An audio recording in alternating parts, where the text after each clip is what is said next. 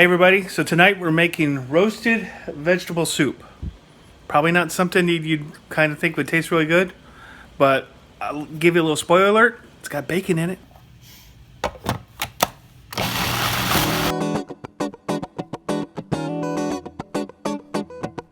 Okay, so I'm making basically just roasted vegetables right now. I gotta start cutting up vegetables to make this roasted vegetable mixture.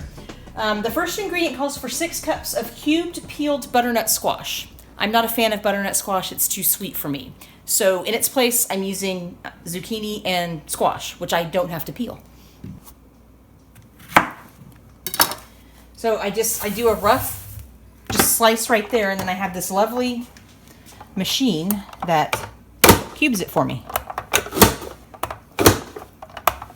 So that's already kind of full, so I need to put that in there.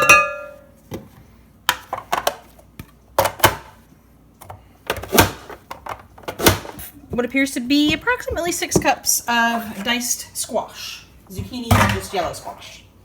3 medium carrots peeled and cut into 1/2-inch pieces. So I don't need to actually run those through the little thing. I just need to try to cut them as close to 1/2 inch as possible.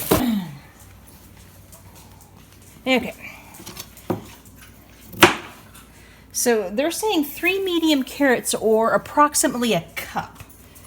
So I'm going to cut 2 of these and see where I get.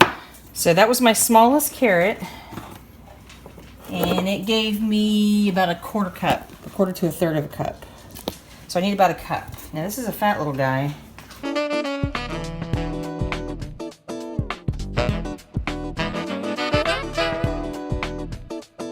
That, my friends, is about a cup of carrots. And I only use 2 carrots, and I need carrots for another recipe I'm doing, so I still have 2 carrots left for that. Yes. So because all these vegetables are roasting at the same time, I can just dump that in there. 2 parsnips, which would equate to about 2.5 cups. That's interesting. So 2 parsnips?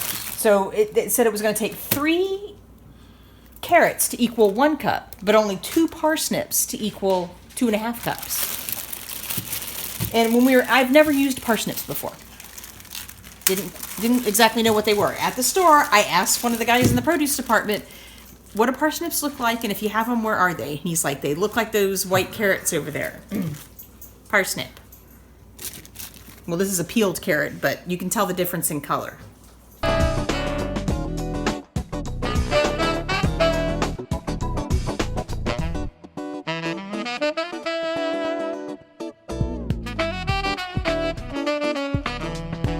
The recipe called for 2 small red onions, which we could not find at the grocery store.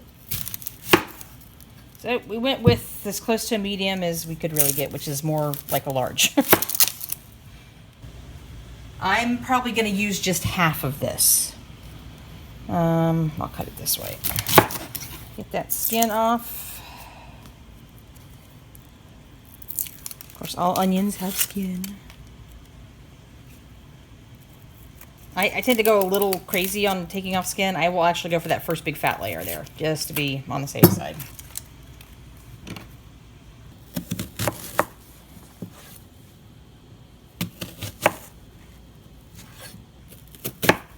Yeah, it's pretty much what they're calling for.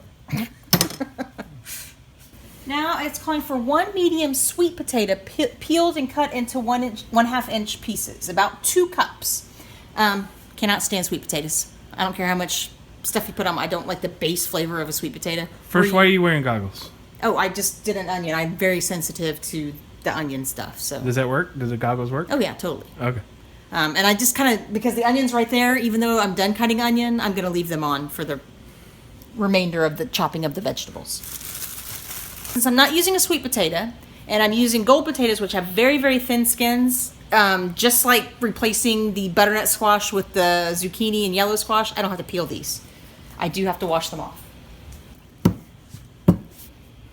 1/2 inch pieces.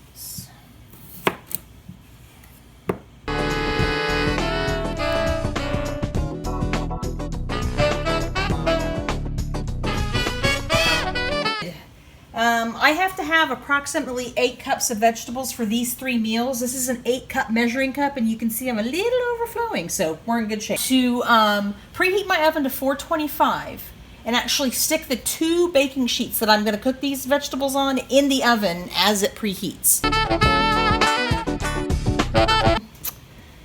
They're saying a 1/4 cup EVOO divided.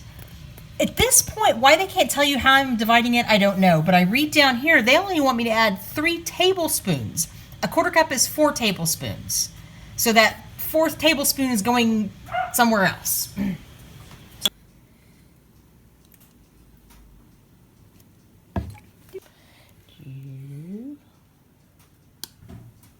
So it says 1 tablespoon of minced fresh rosemary.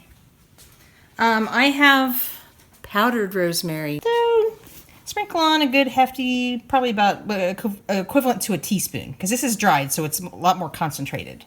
So that's half a teaspoon of salt? Yes, kosher salt. It actually called for kosher salt. Putting in the pepper.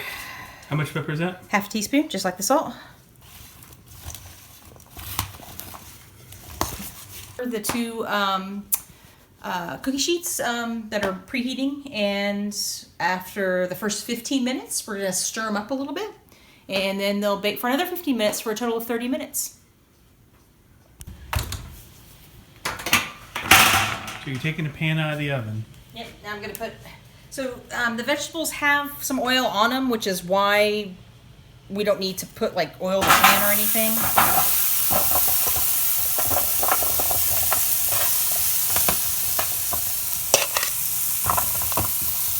You just put the veggies on kind of like as much in a single layer as possible.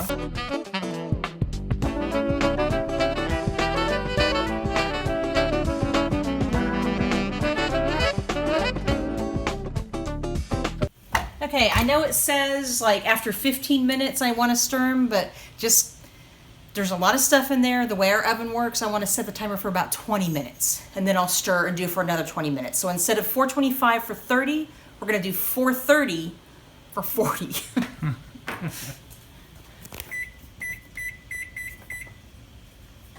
So I can really smell the onions. It smells great. And all the vegetables. It really smells fantastic. So maybe open it up, take a little look, and see if everything is looking okay. Okay. Everything's looking good. It probably could use a stir. Okay, it definitely needs to stir. So I need to stir. Okay, so the guy that went in first, let's go ahead and take him completely out. Okay.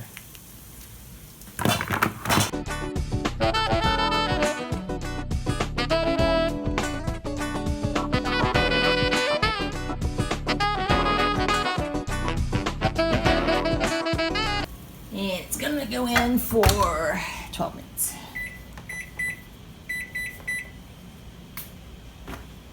You're making chicken stock. And it's going to be for the roasted vegetable soup that we're going to have. So you took 4 cups of water, heat it in the microwave for 4 minutes, Yes. and then you're making now And then you I'm- add chicken stock too. Mhm. And I'm just using the last of a jar I had. It's called Better Than Bouillon.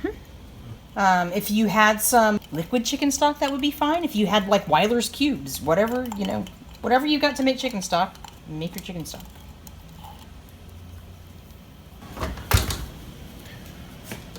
So we've taken the vegetables out of the oven. They've really reduced, haven't they? They've reduced a lot more than I thought they would.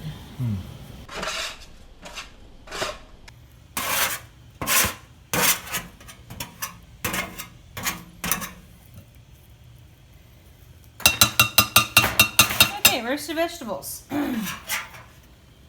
I'm at a stage now in my soup process where I have to combine my roasted vegetables and chicken stock in a food processor and put them in a soup pan and then add spices. And so right now my mise en place is going to be, because I've already cooked, and measured out the chicken stock and vegetables, it's going to be the spices. So I can just like quickly like throw them in the pot and I'm good to go and don't have to stop and measure anything. This roast vegetables I'm going to put in a cup.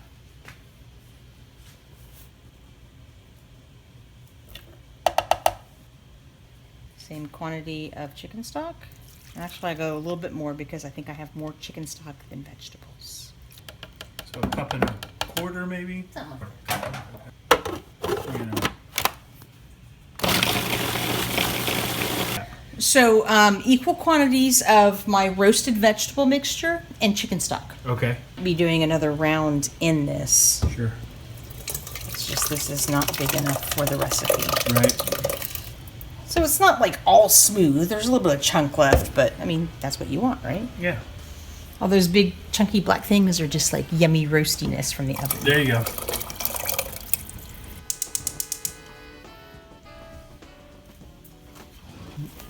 So what are we doing next?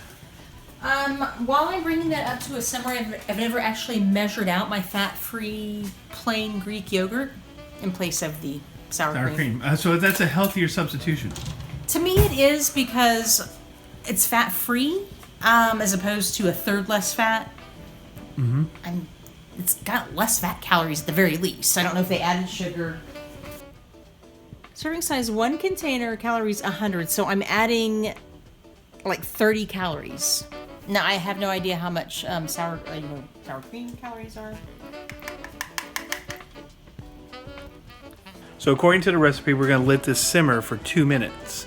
Then we're going to add the Greek yogurt and then spices, and Angela tells us what those spices are. In addition to the fat-free Greek yogurt, I'm going to add this mixture. Okay, explain what this mixture is. This is cider vinegar, Okay. salt, ground red pepper, and ground nutmeg. It's 2 teaspoons of the cider vinegar. That's your liquid. 1/4 teaspoon of salt. 1/8 of a teaspoon each of crushed red pepper and nutmeg. Okay.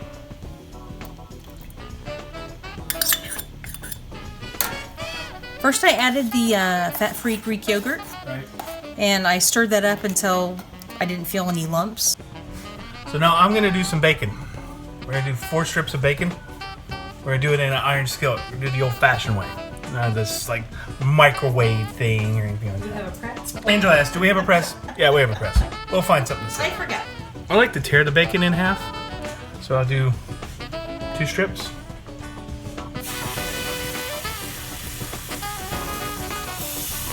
I think it just fits in the pan better.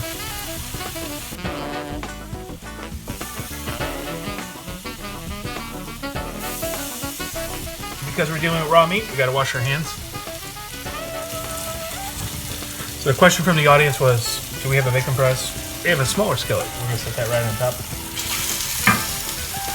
That's gonna bacon press it. So I want the bacon to stick to the skillet.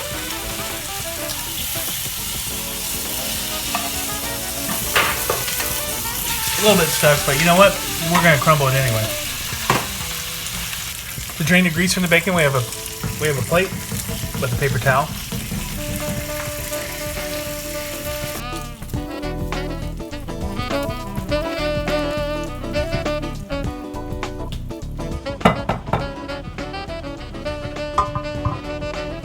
And that's how you do bacon. Now we're gonna chop up a little bacon. Put it here on the cutting board here.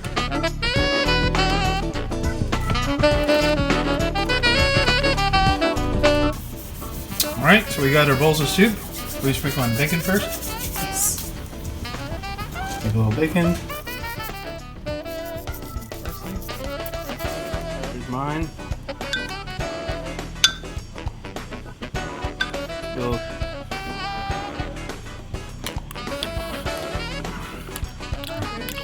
That was really good. Roasted vegetable soup. When you hear the title, you think, not something I'd really want to get into, but man, when it's done, it's good eating. So, well, thanks for watching. We got more recipes coming. The holidays are coming up. We got a lot of great recipes. So, click the subscribe button here, wherever it's at, right there. There'll be a playlist for just food stuff. So we're gonna do a lot more food recipes in here in the kitchen. Again, thanks for watching. We'll talk to you soon.